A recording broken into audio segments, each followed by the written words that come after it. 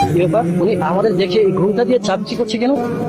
ওদের অবস্থা মানে রাস্তাঘাটে কাজও করবে, আবার মানে লজ্জাও লাগবে তাদের। টাকাটা দিচ্ছে। বাবা আমি তো টাকা আনতে ভুলে গেছি। আমি তো পার্সি নিয়ে বের হইনি। আমিও তো টাকা আনি না। টাকা আনুনি? তাহলে এখন চায়ের বিল কিভাবে দিন? ওনাকে আমাদের বাসার সামনে নিয়ে ফেলে গিয়ে আমি বাসা থেকে টাকা ওনাকে দিয়ে দিই। আচ্ছা একটা কাজ করুন, আমরা তো বাবা মেয়ে একসাথে হাঁটতে বেরিয়েছিলাম, টাকা আনতে ভুলে গেছি। তো আপনি একটা কাজ করুন, আমাদের সাথে চলুন আমাদের বাসায়, আপনাকে আমরা 200 টাকা দিয়ে দিই। কেন, কি সমস্যা? আমাদের বাসার কাছে, আপনি চলেন, বেশিক্ষণ লাগবে না। আপনাকে রিক্সা ভাড়া দিয়ে দিব, সমস্যা নেই। হ্যাঁ হ্যাঁ চলুন প্লিজ। আশ্চর্য তো। আরে কি সমস্যা আপনার গেলে? দোকানপাট নিয়ে চলেন, আপনাকে আমরা রিক্সা করে নিয়ে যাবো, চলেন। আপনি এদিক তাকিয়ে কথা বলেন। বাবা শোনো না, উনি যেহেতু যেতে চাইছে না, তাহলে ওনাকে জোর করে লাভ কি? চল আমরা চলে যাই, তারপরে তোমার জামাই তো এই রাস্তা দিয়ে যাতায়াত করে, তখন ওর কাছে টাকাটা দিয়ে দিব।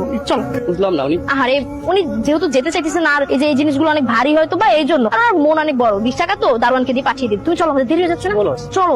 আরে আসো তো বাবা, দেরি হয়ে